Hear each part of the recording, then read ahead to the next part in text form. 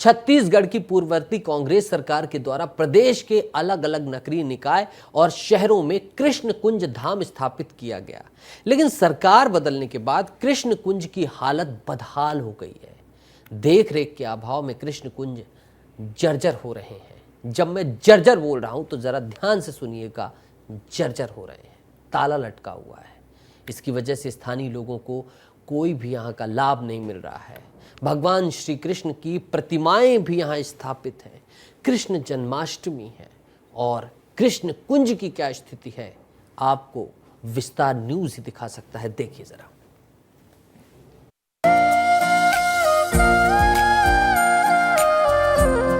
श्री कृष्ण जन्माष्टमी का त्योहार हर्षोल्लास के साथ मनाने की तैयारी की जा रही है, लेकिन पूर्ववर्ती कांग्रेस सरकार ने जिस कृष्ण कुंज को बनाने और विकसित करने की बात कही है, वहां वीरानी छाई है।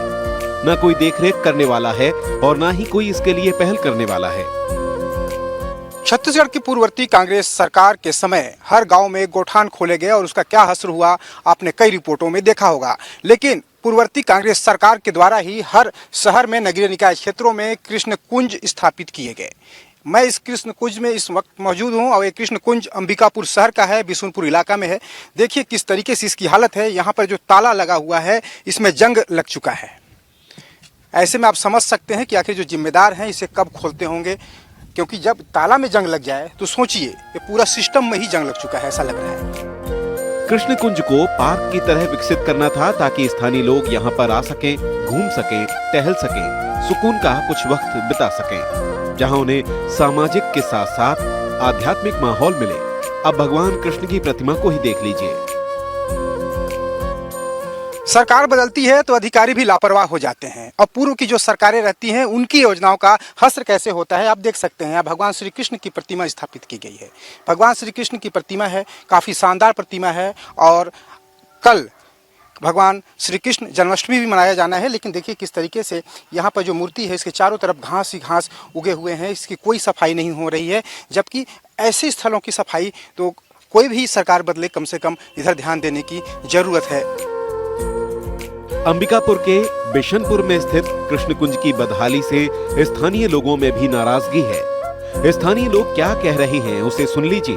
लोगों का कहना है कि लाखों रुपए खर्च करने के बाद इस तरीके से कृष्ण कुंज स्थापित किया गया है, लेकिन वन विभाग के जिम्मेदार यहाँ देखने तक नहीं आते, जबकि अब तो कृष्ण जन्माष्टमी का त्योहार भी आ गया है।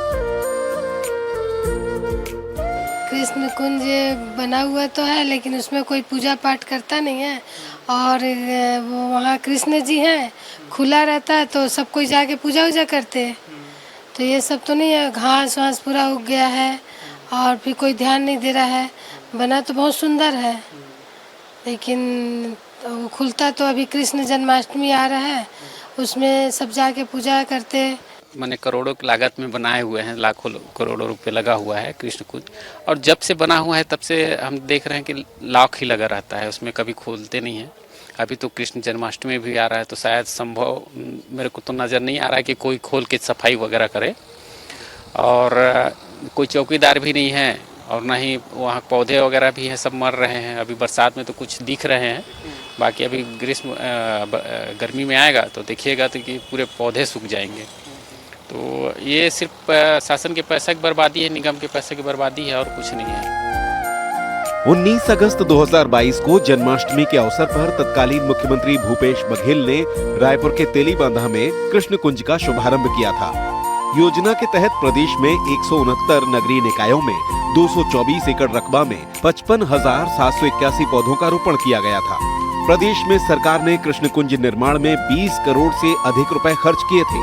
कृष्ण कुंज में चंदन, रुद्राक्ष, बरगद, पीपल, कदम्ब जैसे पेड़ लगाए गए थे।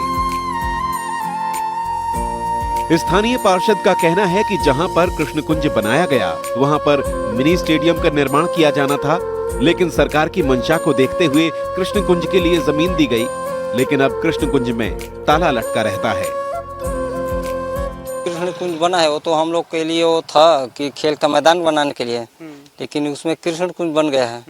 लेकिन ये जितना भी उसमें पौधारोपण हुआ है फिलहाल तो ठीक ठाक है, लेकिन ये है कि वो ताला बंद रहता है, कब खुलता है कब नहीं वो तो हम लोग को ही जानकारी नहीं है। कृष्ण कुंज की बदहाली को लेकर स्थानीय प्रशासन अधिकारी कब जागते हैं, यही बड़ा सवाल है। इस सवाल का जवाब तो हम भी नहीं जानते हैं तो बस इतना कि जनता की गाढ़ी कमाई को फूंक कर तमाशा देखना सिस्टम का हिस्सा बन चुका है।